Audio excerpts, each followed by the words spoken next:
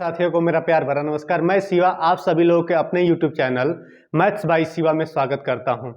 जैसा कि पिछले क्लास में हम लोग गुणनखंड चैप्टर को बहुत ही बखूबी तरीके से समझे थे, गुणनखंड के कॉन्सेप्ट को हम लोग बहुत बखूबी तरीके से जाने थे। आज हम अभाज्य गुणनखंड यानी प्राइम फैक्टर के कॉन्सेप्ट को पढ़ेंगे और फैक्टर और प्राइम फैक्टर में क्या मुख्य डिफरेंस होता है उसके बारे में हम लोग जानेंगे। फैक्टर से संबंधित बहुत सारे क्वेश्चन का हम आज निस्तारण करेंगे कि फैक्टर से कैसे कैसे क्वेश्चन पूछे जाते हैं किसी भी कंपटीशन में, चाहे वो एसएससी की परीक्षा हो, रेलवे की परीक्षा हो या कोई भी टीचिंग एग्जाम हो, सी टेट, यूपी टेट या सुपर टेट या एग्जाम होने वाला है, केबीएस का एग्जाम होने वाला है। किसी भी एग्जाम में फैक्टर से संबंधित किस प्रकार से क्वेश्चन पूछे जाते हैं उन क्वेश्चन का हम आज निस्तारण करेंगे। सबसे पहले हम आज अभाज्य संख्या का कॉन्सेप्ट समझेंगे, उसके बाद से हम लोग किसी भी संख्या का अभाज्य गुणनखंडों की संख्या ज्ञात करना सीखेंगे, टोटल गुणनखंडों की संख्या ज्ञात करना सीखेंगे। आज सबसे पहले हम स्टार्ट करते हैं कि गुणनखंड क्या होता है और अभाज्य गुणनखंड क्या होता है, उन दोनों में डिफरेंस क्या होता है। तो मैं यहाँ पर पहले से ही सारी चीजें लिख चुका हूं ताकि हमारा समय बच सके। और देखिए, मैं कल की क्लास में बहुत ही बखूबी तरीके से कॉन्सेप्ट हम लोग पढ़े थे, गुणनखंड का कॉन्सेप्ट हम लोग पढ़ चुके थे। गुणनखंड का एक नाम है अपवर्तक या इसको कहिए भाजक या गुणनखंड तो है ही। इसको इंग्लिश में क्या कहा जाता है? फैक्टर कहा जाता है। गुणनखंड का मतलब क्या होता है? किसी भी संख्या को पूर्ण रूप से विभक्त करने वाली संख्या उसका गुणनखंड कहलाती है। जैसे कोई भी संख्या है, जैसे मान लीजिए अगर 6 है तो 6 में जिन जिन संख्याओं की भाग चली जाती है पूर्ण रूप से, 1 की भाग 6 में पूरी पूरी चली जाती है, 2 की भाग चली जाती है पूरी पूरी, 3 का भी भाग चला जाएगा, 4 का नहीं जाएगा, 5 का नहीं जाएगा और 6 का भाग जाएगा। यानी जिन संख्याओं से हम किसी भी संख्या का अगर हम फैक्टर बता रहे हैं, यानी 6 का हम जब फैक्टर बता रहे थे तो फैक्टर में हम कौन कौन सी संख्या यहाँ लिख सकते हैं? जिन संख्याओं से यह संख्या पूर्ण रूप से यानी परफेक्टली डिविजिबल हो, यानी पूर्ण रूप से कटती हो यानी विभक्त होती हो। ठीक है, हम लोग सारी चीजें समझ चुके थे।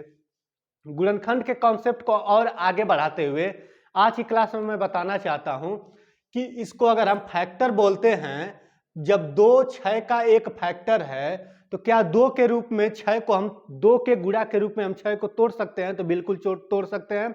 2 गुणे 3 यानी 6 को लिखने के लिए क्या लिख सकते हैं? 2 गुणे 3। फैक्टर की एक और डिफिनीशन बन सकती है, एक और परिभाषा हम लोग बना सकते हैं और बता सकते हैं गुणनखंड हम किसे कहते हैं। अभाज्य गुणनखंड और गुणनखंड दोनों दो शब्द हैं और दोनों में बहुत ही ज्यादा डिफरेंस होता है।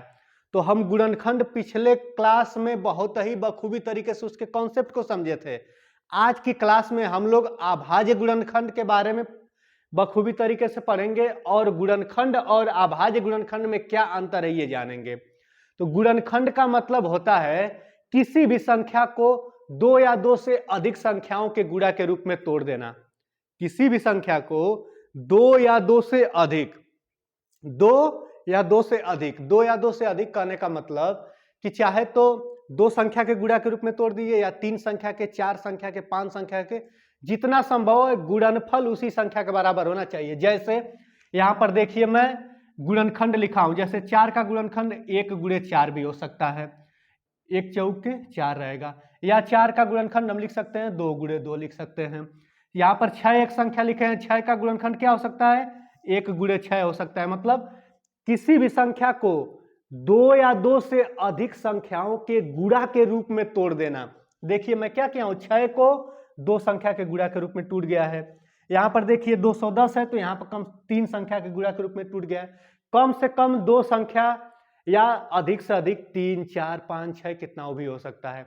अगर अभाज्य संख्या रहेगा तो अभाज्य संख्या में जैसे कोई अभाज्य संख्या रहेगी, जैसे 5 है तो 5 का गुणनखंड सिर्फ यही होगा, 5 यही होगा। अभाज्य गुणनखंड तो सिर्फ 5 होगा। लेकिन अगर हमको बताना है सिर्फ 5 का गुणनखंड बताना है तो 1 गुणे 5 भी हो जाएगा। अभी हम आगे समझेंगे कि मैं क्या बताना चाह रहा हूं। किसी भी संख्या को 2 या 2 से अधिक संख्या के गुणा के रूप में तोड़ देना, कम से कम 2 संख्या के गुणा के रूप में तोड़ दीजिए, उसी को कहते हैं उसी को कहते हैं गुणनखंड करना यानी फैक्टर करना कहते हैं। उम्मीद करते हैं आपको बात समझ में आ रही होगी। फैक्टर का मतलब किसी भी संख्या को दो संख्या के गुणा के रूप में तोड़ देना। जैसे यहाँ देखिए 20 लिखे हैं तो 2 इंटू 10 लिखे हुए हैं, 4 इंटू 5 लिखे हुए हैं, 1 इंटू 20 लिखे हुए हैं, यहाँ पर 2 इंटू 2 इंटू 5 लिखे हुए हैं। यानी कहने का मतलब यही है कि 2 गुणे 10, यानी 10 में 2 का भी गुणा करेंगे तब भी 20 मिलेगा, 4 में 5 का गुणा करेंगे तब भी 20 मिलेगा, 1 में 20 का गुणा करेंगे तब भी 20 मिलेगा, 2 में 2 का गुणा करके फिर 5 में गुणा करेंगे तब भी 20 मिलेगा। यानी किसी भी संख्या को अलग अलग तरीके से हम गुणा के रूप में तोड़ सकते हैं, वही हमारा गुणनखंड कहलाता है। आ रही बात समझ में? लेकिन एक होता है अभाज्य गुणनखंड। अभाज्य गुणनखंड और गुणनखंड में क्या डिफरेंस है, बहुत ध्यान से समझिएगा। अभाज्य गुणनखंड हम उसको बोल लेंगे अगर किसी संख्या का अगर फैक्टर किया जाता है। फैक्टर करने का मतलब यही होता है कि कई संख्या के गुणा के रूप में विभक्त कर देना या तोड़ देना। फैक्टर करने का मतलब जैसे 4 का मैं फैक्टर किया हूं तो 2 गुणे 2 भी लिख दिया हूं, ये भी फैक्टर हो गया, हमारा काम चल गया। 1 गुणे 4 भी लिखेंगे, ये भी हमारा फैक्टर हो गया। 6 का 1 गुणे 6 भी लिखेंगे, ये भी हमारा फैक्टर है। 2 गुणे 3 भी लिखेंगे, ये भी फैक्टर है 6 का। क्यों? क्योंकि 2 गुणे 3 करेंगे तब भी 6 मिलेगा, 1 गुणे 6 तब भी 6 मिलेगा। 12 को देखिए यहाँ पर कई रूप में लिखे हुए हैं। 2 गुणे 6 को भी हम 12 बोल सकते हैं, 3 गुणे 4 भी 12 को डिनोट कर रहा है कि नहीं, 3 चौक को 12 हो जाएगा। यहाँ पर 2 गुणे 3 भी 12 को डिनोट करता है, 1 गुणे 12 भी 12 का एक गुणनखंड है। आ रही बात समझ में? गुणनखंड शब्द का अर्थ ही होता है किसी भी संख्या को कई संख्या के गुणा के रूप में लिख दीजिए। गुणनखंड का मतलब होता है किसी भी संख्या को कई संख्या के गुणा के रूप में तोड़ दीजिए, वही हमारा गुणनखंड कहलाता है। उम्मीद करते हैं बात समझ में आ रही होगी। लेकिन अभाज्य गुणनखंड क्या कहलाता है? गुणनखंड तो हो गया कि कई संख्या के गुणा के रूप में तोड़ देने को गुणनखंड कहते हैं, और अभाज्य गुणनखंड यानी गुणनखंड शब्द से पहले अभाज्य लग जा रहा है, यानी किसी भी संख्या का अभाज्य गुणनखंड उस संख्या को अभाज्य संख्या के गुणा के रूप में तोड़ देना। किसी भी संख्या का अभाज्य गुणनखंड उस संख्या को अभाज्य संख्या के गुणा के रूप में तोड़ देने को कहते हैं। देखिए जैसे मान लीजिए मैं यहां पर 8 लिखा हूं, तो 8 को तो 4 गुणे 2 भी हम लिख सकते हैं, 4 गुणे 2 भी लिख सकते हैं, 2 गुणे 4 भी लिख सकते हैं। अगर 8 को हम अगर मान लिए सपोज करिए कि कहीं 8 लिखा हुआ है, तो 8 को 2 गुणे 4 भी लिख सकते हैं, 1 गुणे 8 भी लिख सकते हैं, या यह कहिए कि 4 गुणे 2 भी लिख सकते हैं, या यह कहिए कि 8 गुणे 1 भी लिख सकते हैं। कई तरीके से हम इसको गुणा के रूप में तोड़ सकते हैं, अलग अलग तरीके से। और 8 को कहीं इस प्रकार से भी तोड़ सकते हैं, 2 गुणे 2 गुणे 2। देखिए यहां पर मैं इसका भी गुणा करूंगा तब भी 8 आएगा, इन दोनों का भी गुणा करने पर 8 आएगा, इन दोनों का भी गुणा करने पर 8 आएगा, इन दोनों का गुणा करेंगे तब भी 8 आएगा। यहां भी इन सब का गुणा करेंगे तब भी हमारा 8 मिलेगा। लेकिन ये हमारा क्या है? एक गुणनखंड है। ये भी एक गुणनखंड है, ये भी एक गुणनखंड है, ये भी एक गुणनखंड है, और ये भी एक गुणनखंड है। लिखा तो मैं यहां पर सब जितना लिखा हूं सब के सब गुणनखंड है, लेकिन जो सबसे ऊपर हम लिखे हैं यहां पर वो हमारा अभाज्य गुणनखंड है। क्यों अभाज्य गुणनखंड है? क्यों? क्योंकि यहां पर देख रहे हैं कि इसमें सभी संख्याएं अभाज्य संख्या हैं। गुणा के रूप में तोड़ा गया यानी उसको गुणनखंड बोल दिया गया, लेकिन किस संख्या के गुणा के रूप में? अभाज्य संख्या के गुणा के रूप में तोड़ दिया गया, इसलिए अभाज्य गुणनखंड। गुणा के रूप में तोड़ देने को हम गुणनखंड बोलेंगे, लेकिन अभाज्य संख्या के गुणा के रूप में तोड़ देने को हम अभाज्य गुणनखंड बोलेंगे। 8 को देखिए यहां पर अभाज्य संख्या के गुणा के रूप में तोड़ दिया हूं, यानी सभी संख्याएं क्या है? अभाज्य हैं। इस वाले में इसको भी हम गुणनखंड बोलेंगे, लेकिन अभाज्य गुणनखंड नहीं बोलेंगे। 2 गुणे 4 को अभाज्य गुणनखंड क्यों नहीं बोलेंगे? क्योंकि 4 जो हमारी संख्या है, संख्या जो ये 4 लिखा हुआ है, ये हमारी भाज्य संख्या है, कंपोजिट नंबर है। जब ये कंपोजिट नंबर है तो कैसे ये अभाज्य गुणनखंड? प्राइम फैक्टर तो कहलाएगा नहीं। अभाज्य गुणनखंड के लिए कंडीशन ये होनी चाहिए कि सभी संख्याएं अभाज्य संख्या होनी चाहिए।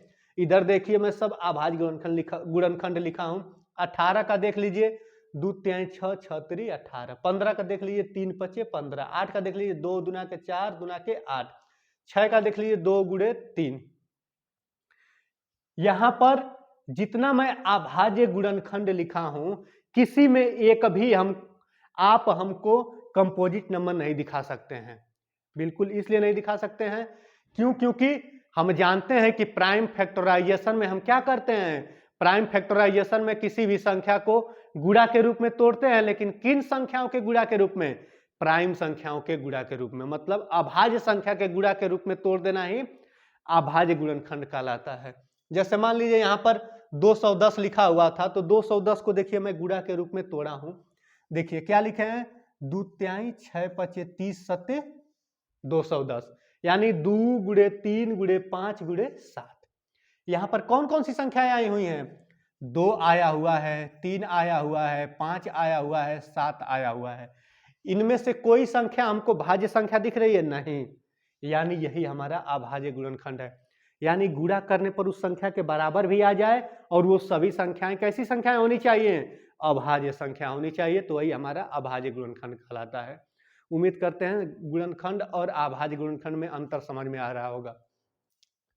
इसको हम गुणनखंड बोल सकते हैं, इन सब को हम गुणनखंड बोल सकते हैं, इन सबको हम अभाज्य गुणनखंड बोल सकते हैं, लेकिन जो यहां पर हम लिखे हैं तो इन सबको हम अभाज्य गुणनखंड नहीं बोल सकते। गुणनखंड तो हम सबको बोलेंगे, यहाँ पर सब जहां जो भी संख्या मैं लिखा हूं किसी न किसी के गुणा के रूप में मैं तोड़ा हूं, विभक्त किया हूं, तो यानी ये सब के सब गुणनखंड तो हुए हैं, लेकिन जहां सिर्फ और सिर्फ गुणनखंड में अभाज्य संख्या दिख रही है वो अभाज्य गुणनखंड कहलाएगा, और जहां पर सामान्य तौर पर कहीं प्राइम नंबर भी दिख रहा है, कहीं कंपोजिट नंबर भी दिख रहा है, तो वो हमारा prime factorization method, prime factor नहीं कहलाएगा।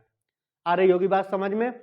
यही हमारा मुख्य अंतर होता है गुणनखंड और अभाज्य गुणनखंड में। गुणनखंड होता है किसी भी संख्या को गुणा के रूप में तोड़ दीजिए, अभाज्य संख्या के गुणा के रूप में तोड़ दीजिए तो वो भी तो गुणा के रूप में तोड़ा गया है, यानी गुणनखंड तो अभाज्य गुणनखंड भी एक गुणनखंड है और जो सामान्य गुणनखंड है वो भी तो गुणनखंड है। लेकिन जहां अभाज्य गुणनखंड में सबसे मेन कंडीशन क्या है कि सभी संख्याएं अभाज्य होनी चाहिए, सभी संख्याएं प्राइम नंबर होनी चाहिए। मतलब अगर हम अभाज्य गुणनखंड किसी संख्या का लिख रहे हैं तो गुणा के रूप में किस संख्या के गुणा के रूप में टूटेगा, अभाज्य संख्या के गुणा के रूप में टूटेगा।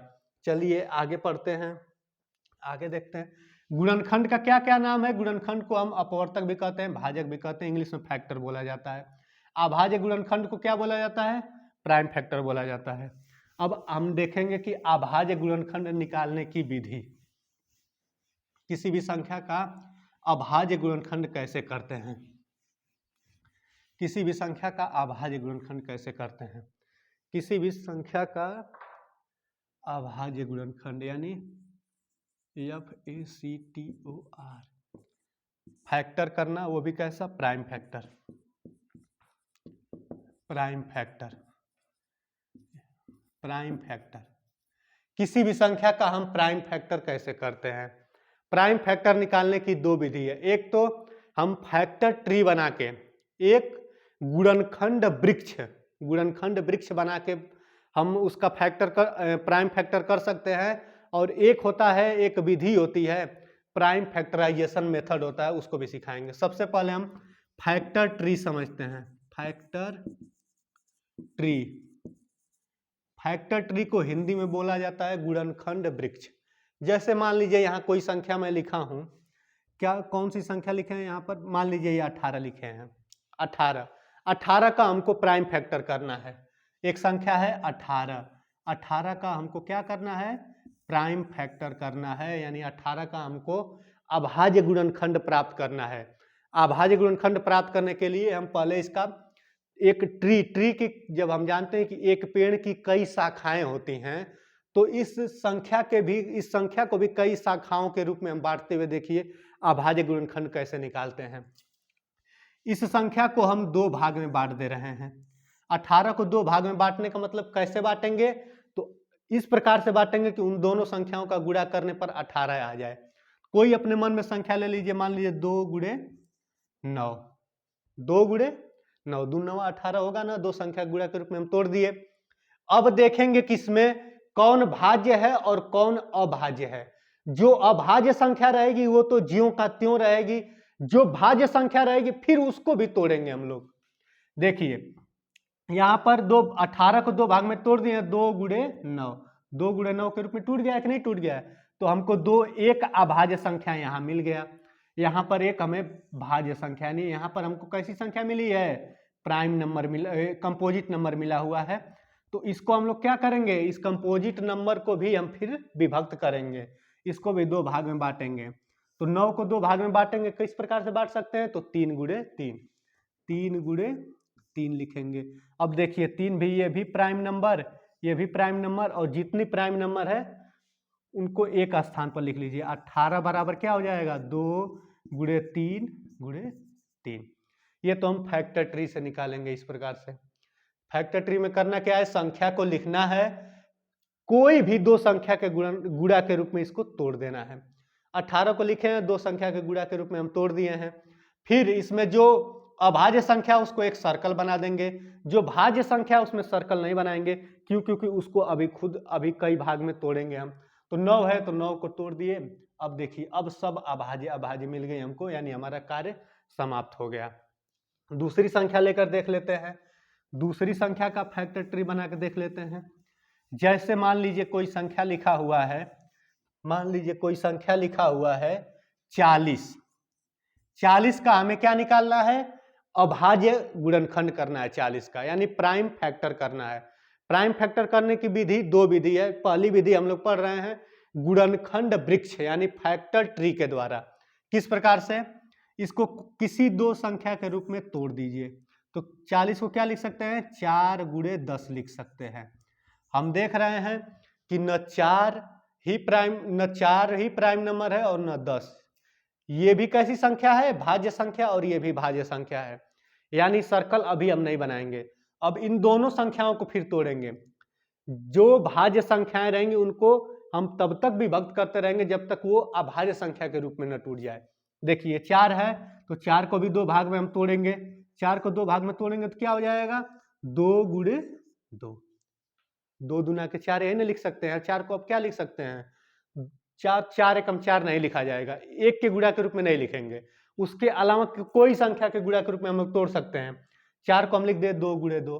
10 को क्या लिख सकते हैं? 10 को लिख सकते हैं 5 गुणे 2, 5 गुणे 2। अब देख रहे हैं कि ये भी हमारा क्या है? Prime number.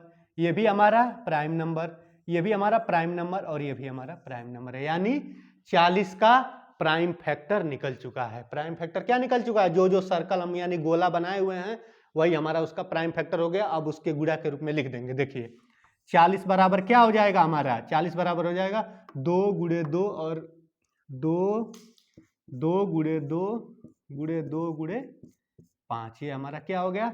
40 का फैक्टर हो गया। आ रही बात समझ में?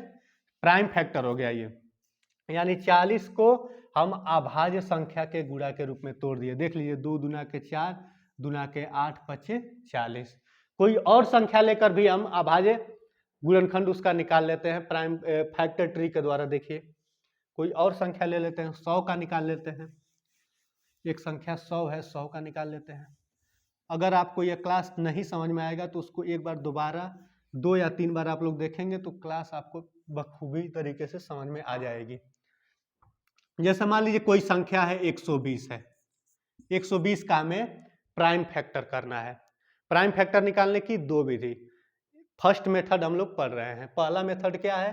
फैक्टर ट्री के द्वारा, यानी गुणनखंड वृक्ष के द्वारा। ट्री मतलब क्या होता है? पेड़ या वृक्ष होता है, ठीक है। तो हम जानते हैं कि एक वृक्ष की कई शाखाएं होती हैं। इस संख्या को भी हम कई शाखाओं में तोड़ते हुए जाएंगे। तब तक हम इसको विभक्त तोड़ते रहेंगे जब तक हमको अभाज्य संख्या न मिल जाए। देखिए किस प्रकार से 120 को हम लोग लिख सकते हैं अपने मन में कोई किसी भी 2 संख्या के रूप में तोड़ लीजिए। 12 गुणे 10, 12 दाम 120, 12 गुणे 10। क्या 12 अभाज्य संख्या है? क्या 10 अभाज्य संख्या है? नहीं, दोनों की दोनों संख्याएं भाज्य संख्या है, यानी कंपोजिट नंबर है। ये दोनों की दोनों संख्याएं कंपोजिट नंबर है। और हम किस खोज में निकले हैं? प्राइम नंबर के खोज में निकले हैं। ठीक है, इसको और 2 भाग में तोड़ दे रहे हैं।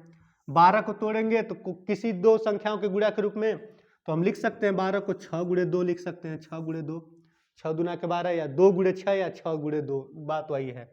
ठीक है, 10 को हम क्या लिख सकते हैं? 10 को हम लिख सकते हैं 2 गुणे 5 लिख सकते हैं। 10 को हम क्या लिख सकते हैं 2 गुणे 5 लिख सकते हैं। ठीक है, तो हम देख रहे हैं कि प्राइम नंबर मिला हमको, एक प्राइम नंबर मिल गया, 2 प्राइम नंबर और 3 प्राइम नंबर मिल गया। और यहाँ पर एक अभी भी कैसी संख्या है, अभी भी एक भाज्य संख्या बची हुई है, तो इसको और अभी आगे तक तोड़ेंगे। तो जब इसको 6 को तोड़ेंगे तो 6 क्या हो जाएगा 2 गुणे 3, 2 गुणे 3 हो गया, यानी ये भी प्राइम नंबर, ये भी प्राइम नंबर और 3 प्राइम नंबर हम पहले प्राप्त कर चुके थे। अब इन्हीं संख्याओं के गुणा के रूप में 120 को हम लिख सकते हैं, यानी 120 का प्राइम फैक्टर क्या हो गया, 120 का प्राइम फैक्टर हो गया, क्या लिखा हुआ है 2 गुणे 3, 2 गुणे 3, फिर 2 ठो 2 है, 2 गुणे 2, फिर गुणे 5। उम्मीद करते हैं फैक्टर ट्री के द्वारा आप लोग समझ रहे होंगे कि किस प्रकार से फैक्टर ट्री के द्वारा हम अभाज्य गुणनखंड करते हैं। ठीक है, अब सेकेंड मेथड को हम लोग पढ़ना शुरुआत करेंगे। फैक्टर ट्री में क्या करना है, संख्या यहाँ पर लिख देना है, किन्हीं दो संख्या के रूप में तोड़ दीजिए। अगर उसमें अभाज्य भी ले लेंगे तो जब अभाज्य हमको मिलेगा एक सर्कल हम लगा लेंगे। अभाज्य हमको जैसे देखें यहाँ पर 3 मिल गया था और बाद में यहाँ पर अंतिम में जाके 2 मिला हुआ है, और उन्हीं अभाज्य संख्या को एक स्थान पर गुणा के रूप में लिख देंगे, वो उसका अभाज्य गुणनखंड हो जाएगा। ठीक है, अगली विधि सीखते हैं मेथड 2। दूसरी विधि से कैसे हम लगाएंगे, देखिए दूसरी विधि से अक्सर सभी लोग परिचित होंगे। फैक्टर ट्री से थोड़ा कुछ लोगों को दिक्कत होती है। फैक्टर ट्री एक और एग्जांपल लेकर उसका बना लेते हैं। फैक्टर ट्री किसी संख्या का, जैसे मान लीजिए एक संख्या है 400, 400 का हमें क्या करना है, अभाज्य गुणनखंड यानी प्राइम फैक्टर करना है। किस प्रकार से करेंगे, इसको दो संख्या के गुणा के रूप में हम तोड़ दे रहे हैं। 100 गुणे 4, 100 चौक 400 हो जाएगा, 100 गुणे 4। 4 को दो संख्या के गुणा के रूप में देखते हैं, 2 गुणे 2 हो जाएगा, दोनों अभाज्य मिल जाएंगे। 10 को मान लीजिए 10 गुणे 10, 10 गुणे 10 न 10 अभाज्य संख्या है, ये भी 10 अभाज्य संख्या नहीं है, फिर इन दोनों को भी तोड़ दे रहे हैं। 2 गुणे 5, 2 गुणे 5, इसको भी तोड़ देंगे तो कितना हो जाएगा 2 गुणे 5, यानी हमको अभाज्य संख्याएं मिल गई। 1 2 3 4, 1 2 3 4 5 6, 6 अभाज्य संख्या मिल गई, यानी 400 का अभाज्य गुणनखंड क्या हो गया 2 गुणे 5 गुणे 2 गुणे 5 गुणे 2 गुणे 2, इन सबका आपस में गुणा कर लीजिएगा, देखिएगा 400 आएगा। यानी अभाज्य गुणनखंड हम समझ चुके हैं। अभाज्य गुणनखंड किसे कहते हैं, किसी भी संख्या को अभाज्य संख्या के गुणा के रूप में तोड़ देने को ही हम अभाज्य गुणनखंड कहते हैं। ठीक है, दूसरी विधि हम लोग सीखते हैं। दूसरी विधि कैसे आएगी, देखिए जिस प्रकार से अभी फैक्टर ट्री से हम लोग 400 का अभाज्य गुणनखंड किए हैं, 400 का फिर इस प्रकार से अभाज्य गुणनखंड कर लें। इस सेकेंड मेथड से देखिए 400 पहले इस प्रकार से लाइन खींच लेंगे और जिस संख्या का अभाज्य गुणनखंड करना है उस संख्या को यहाँ पर लिख लेते हैं। ठीक है, तो यानी 400 का अभाज्य गुणनखंड करना, मैं 400 को इस प्रकार से लिख लिया हूँ। और यहाँ पर चाहे तो अपने मन में आपको याद है तो ठीक है, नहीं तो एक तरफ अभाज्य संख्याएं लिख लीजिए। तो सबसे छोटी अभाज्य संख्या 2 होती है, 2 से बड़ी 3 होती है, 3 से बड़ी 5, 5 से बड़ी 7, 7 से बड़ी 11, 11 13 17 19 23, इस प्रकार से करते हुए संख्याएं कभी खत्म नहीं होंगी। उसके बाद से हम क्या करते हैं, इस 400 का हमें अगर अभाज्य गुणनखंड करना है तो पहले एक लाइन खींच दिए हम, इस प्रकार से लाइन खींच के उस संख्या को यहाँ पर लिख लेंगे। उसके बाद से करते क्या है, सबसे पहले हम कार्य यह करते हैं कि जो सबसे छोटी अभाज्य संख्या है, देखते हैं कि क्या सबसे छोटी अभाज्य संख्या से संख्या कटेगी। अगर कटती है, अगर डिवाइड हो सकती है तो डिवाइड कर लेंगे। तो 2 से क्या ये संख्या कट सकती है, तो बिल्कुल कट सकती है। 400 का 2 भाग हम कर सकते हैं, बिल्कुल। 400 का आधा कितना होता है 200, यानी 2 से 400 में भाग देंगे तो कितना आएगा 200 आएगा। फिर क्या ये भी अभी जब तक मान लीजिए 2 से हम चेक किए हैं, तो ये नहीं है कि अगले स्टेप में हम 3 से चेक कर लेंगे, अगले स्टेप में हम 5 से, 2 से हम तब तक चेक करते रहेंगे जब तक संख्या हमारी कटती रहेगी। जैसे ही संख्या हमारी 2 से कटना छोड़ देगी तो हम तुरंत उसकी जस्ट अगली अभाज्य संख्या 3 से चेक करेंगे। अगर 3 से भी नहीं कट रहा है तो उसके जस्ट अगली अभाज्य संख्या 5 से चेक करेंगे। 5 से भी नहीं कट रहा है तो जस्ट उसकी अगली अभाज्य संख्या 7 से चेक करेंगे। देखिए तो अभी देख रहे हैं यहाँ पर 2 से कट रहा है तो 2 से काट देते हैं। कितने बार में? 200 में जब 2 से भाग देंगे तो 100 आ जाएगा। अभी 100 भी कटेगा, 2 से काट देंगे कितना हो जाएगा? 50 हो जाएगा। 50 भी कटेगा, जब तक कटेगा तब तक हम कटाते रहेंगे और इस 400 को तब तक हम डिवाइड करते रहेंगे जब तक 400 वो 1 में न बदल जाए, कटते कटते वो 1 न हो जाए। ठीक है, 2 से फिर भाग जाएगी, ये कितना हो जाएगा? 25 हो जाएगा। अब देखिए 2 से क्या 25 में भाग जाएगी? नहीं जाएगी। 3 से जाएगी? 3 से भी नहीं जाएगा। 3 के बाद से क्या हम 4 से चेक करेंगे? नहीं, 4 से इसलिए नहीं चेक करेंगे क्यों? क्योंकि 4 हमारी भाज्य संख्या है और हम यहाँ पर अभाज्य गुणनखंड करना सीख रहे हैं। और अभाज्य गुणनखंड किस प्रकार से किया जाता है? अभाज्य संख्याओं से इसको विभक्त कर करके निकाला जाता है। तो मैं 2 से विभक्त करते हुए गया हूं तो यहाँ तक विभक्त हुआ है। यहाँ पर देख रहे हैं कि 2 से हमारी भाग नहीं जा सकती, तब हम किससे काटेंगे? 3 से चेक करेंगे। 3 से भी 25 में भाग पूरा नहीं जाएगा। 5 से जाएगा? बिल्कुल 5 की भाग जाएगी 25 में। कितने बार? 5 बार। फिर 5 के बाद से फिर देखेंगे किस संख्या से कटेगा 5?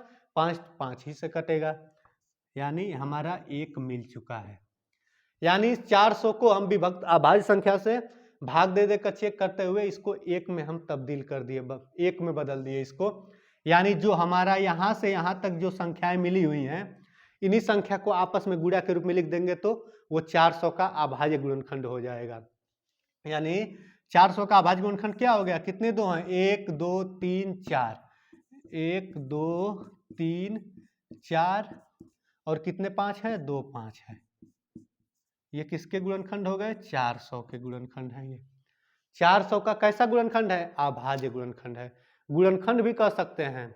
गुणनखंड का शब्द शाब्दिक अर्थ ये होता है कि किसी भी संख्या को अभाज्य संख्या ने किसी भी संख्या के गुणा के रूप में तोड़ देंगे तो गुणनखंड कहलाएगा।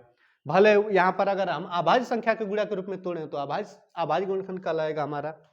ठीक है, एक और लास्ट उदाहरण लेकर देखते हैं।